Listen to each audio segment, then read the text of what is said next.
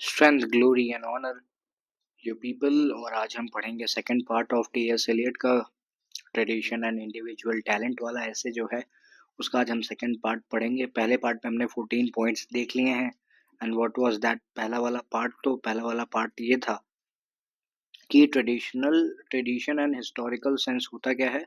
अब हम एक सेकंड पार्ट पढ़ने जा रहे हैं, डीपर्सनलाइजेशन इन आर्ट, की आर्ट के अंदर में डीपर्सनलाइजेशन क्यों इम्पोर्टेंट है या ये चीज होती क्या है, ये अब हमें पढ़ना है। और ये कहने वाले कौन थे? ये कहने वाले टी एस एलियट खुद थे। तो पहला पॉइंट निकल के आता है कि criticism and appreciation should focus on the poetry not on the poet. तो पहली चीज तो यही बात साफ लिखी और बोली टी एस एलियट ने कि जब भी आपको किसी को अप्रिशिएट करना है या क्रिटिसाइज भी करना है तो आप उसके वर्क को करिए, ना कि उस आदमी को करिए। The impersonal theory of poetry, very important. इसको इसको आप स्टार करके अंडरलाइन करके लिख सकते हैं, बट नॉट अंडरलाइनिंग। अंडरलाइन तो केवल बुक्स और राइटर्स से रिलेटेड चीज़ों को करेंगे आप, जो जो की किताब होगी उसको ही अंडरलाइन आप कर सकते हैं। तो यहाँ पे आप इसको ब्लैक पेन से लिख सकते हैं। The impersonal theory of poetry argues that poetry exist independently of the poets personality. यानी कि वो जो एक पोएट ने कोई भी कविता लिख दी है, एक कवि ने अगर कोई भी रचना संरचना या कविता लिखी है, तो वो जो कविता है वो उसके कैरेक्टर स्केच को ना बताते हुए वो एक इंडिपेंडेंट बॉडी है या एक ऑटोनोमस बॉडी है। तो पोएट अलग है अपनी पोइट्री से, ये कहने वाले टी एस एलियट खुद हैं। वो ये कह रहे हैं कि किसी भी आर्टिस्ट की जो आर्ट है वो अलग चीज है और वो आर्टिस्ट खुद उस आर्ट से अलग है, ये दोनों एक नहीं हो सकते। This is the impersonal theory of poetry. A poet's mind serves as a medium where emotions and feelings combine into new artistic forms. तो एक पोएट का जो माइंड होता है वो मीडियम की तरह सर्व करता है। एक पोएट का माइंड मीडियम की तरह सर्व करता है और उस मीडियम में where emotions and feelings combined into new artistic form. तो माइंड एक मीडियम है, वहाँ पे इमोशंस भी कंबाइन करते हैं, फीलिंग्स भी कंबाइन करते हैं और उससे कुछ नई चीज बनती है, that is new artistic form. Point number 18, Eliot likens the poet's mind to a chemical catalyst that facilitates the reaction without being altered. अब यहाँ देखो, इलियट का ये कहना है, टी एस इलियट का ये मानना है कि ये जो पोएट का माइंड होता है वो एक केमिकल कैटलिस्ट की तरह काम करता है। कैटलिस्ट क्या होता है कि जो रिएक्शन में पार्ट भी ना ले और रिएक्शन को या तो स्लो कर दे या तो फास्ट कर दे। ज़्यादातर जो कैटलिस्ट इस्तेमाल होते हैं इन केमिस्ट्री या जनरल, आपने केमिस्ट्री क्लास 12 तक अगर पढ़ रखी है तो आप ये देखेंगे कि कैटलिस्ट इसलिए इस्तेमाल होते हैं ताकि रेट ऑफ रिएक्शन फास्ट हो जाए, स्लो करने के लिए कम ही इस्तेमाल होता है। तो यहाँ पे क्या कहा जा रहा है कि इलियट ये मान के चलते हैं कि पोएट का जो माइंड है वो एक कैटलिस्ट का काम करता है जो कि फैसिलिटेट करता है रिएक्शंस विदाउट बीइंग अल्टर्ड, यानी कि बिना रिएक्शंस में इन्वॉल्व हुए चीज़ों को मैन्युफैक्चर करने में। अब यहाँ पे अल्टर का मतलब होता है चेंज, और catalyst that facilitates reaction without being Altered, यानी कि ब्रेन में एक पोएट जब अपने ब्रेन में उन सारी चीज़ों को सोचता रहता है तो वो एज इट इज़ लिख देगा, ना कि अपने कैरेक्टर या फिर अपने रिलीजन या फिर अपने अगल बगल की सराउंडिंग के हिसाब से उनको लेके जाएगा और लिखेगा। ज़्यादातर ये थोड़ा सा कॉन्ट्रास्टिंग तो है ही है कि अगर पोएट अपने आसपास की चीज़ों के हिसाब से नहीं लिखेगा तो लिखेगा कैसे। लेकिन ये इम्पर्सनल थ्योरी है कि उसका जो माइंड है वो कैटलिस्ट की तरह काम करता है, वो अपने कैरेक्टर स्केच को पोइट्री के कैरेक्टर्स में नहीं डालेगा। ये है impersonal theory of T S Elliott. The fusion of emotions and feelings in a poem creates a unique artistic experience distinct from real life emotions. यानी कि ये जो फ्यूजन होता है, फ्यूजन और फिजन दोनों अलग अलग चीज है। फ्यूजन यानी एक होना, फ्यूजन हो रहा है इमोशंस का, फीलिंग्स का, वो भी कहाँ पे? पोम में हो रहा है। तो इससे एक यूनिक आर्टिस्टिक एक्सपीरियंस निकल के आता है और वो जो आर्टिस्टिक एक्सपीरियंस है फ्यूजन की वजह से वो अलग है। और किस चीज से वो अलग है? रियल लाइफ इमोशन से वो अलग है। पॉइंट नंबर 20, ग्रेट पोएट्री में rise from varied combinations of emotions.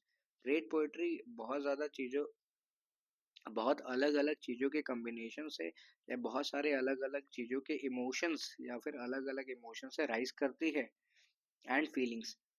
या तो इमोशंस या तो फीलिंग्स, इन दोनों से ही ग्रेट पोएट्री राइज करती है, not necessarily from direct personal experiences. ज़रूरी नहीं है कि डायरेक्ट पर्सनल एक्सपीरियंस से ही आपकी पोएट्री निकले, बल्कि वो इमोशंस और फीलिंग्स जो कि बहुत ज़्यादा अलग अलग जगहों से निकल के आ रहे होंगे, वहाँ से ग्रेट पोएट्री निकलती है। इन शॉर्ट अगर मैं कहूँ तो इमोशंस और फीलिंग्स फ्रॉम डिफरेंट प्लेसेस से ग्रेट पोएट्री बनती है, ना कि पर्सनल एक्सपीरियंस से ग्रेट पोएट्री बनती है।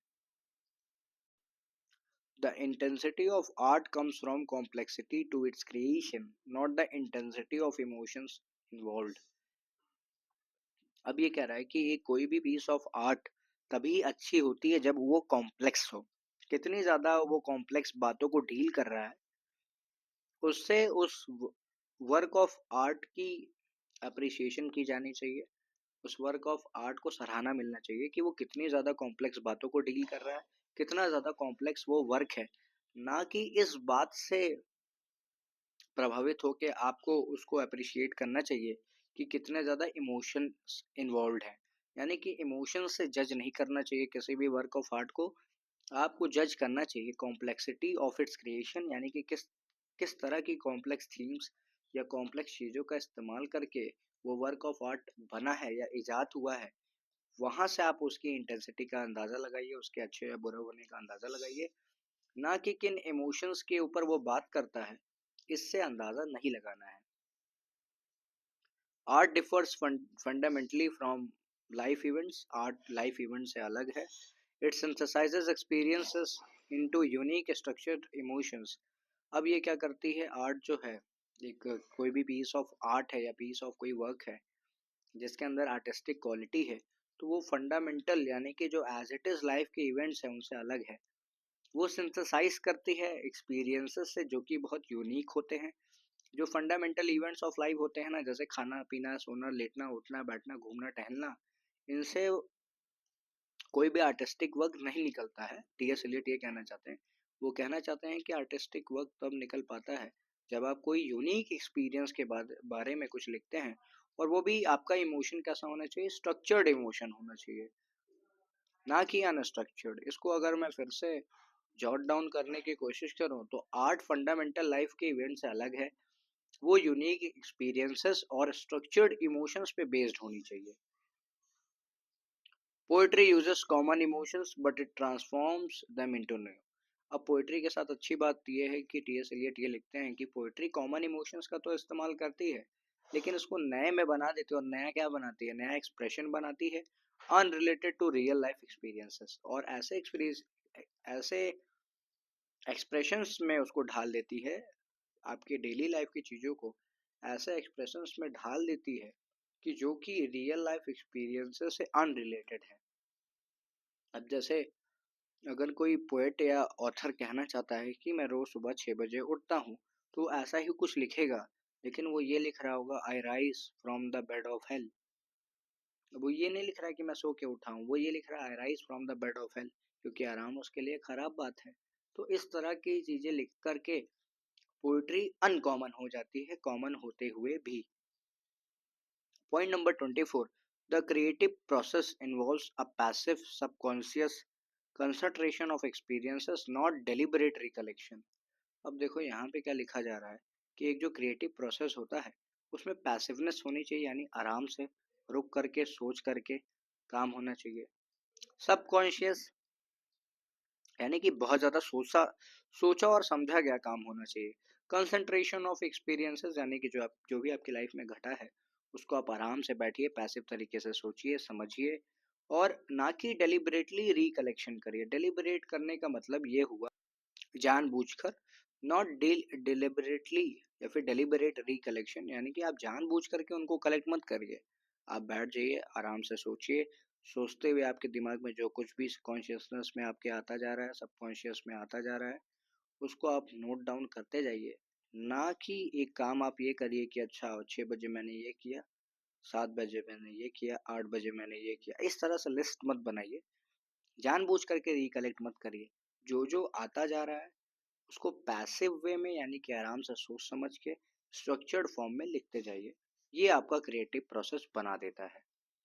Point number 25, art is escape from personal emotion. Art से आप पर्सनल इमोशन से ऊपर उठ जाते हैं। And personality requiring a detachment from individual experiences. अगर कभी भी आप आर्ट पे फोकस करेंगे तो आप अपने पर्सनल एक्सपीरियंसेस से या पर्सनल इमोशन से ऊपर उठ जाएंगे। अब personality requiring a detachment and personality, अगर आप आर्ट लिखनी चाहते हैं, आर्ट का पीस ऑफ वर्क बनाना चाहते हैं, तो आपको ऐसी पर्सनालिटी बनानी पड़ेगी जिसमें आपको डिटैचमेंट होगा फ्रॉम इंडिविजुअल एक्सपीरियंसेस, यानी कि आप डिटैच्ड होइए इंडिविजुअल एक्सपीरियंसेस से और कुछ ऐसा काम करिए जो यूनिवर्सल हो, तब जाके आप एक पीस ऑफ आर्ट बना पाएंगे। ये टी.एस. एलियट कहते हैं अपनी डीपर्सनलाइजेशन इन आर्ट में या फिर इम्पर्सनल थ्योरी में। ये पार्ट हमने कंप्लीट कर लिया है और इसके बाद हम एक और पार्ट लेंगे ट्रेडिशन एंड इंडिविजुअल टैलेंट पे, और इसी के साथ ये सीरीज खत्म हो जाएगी।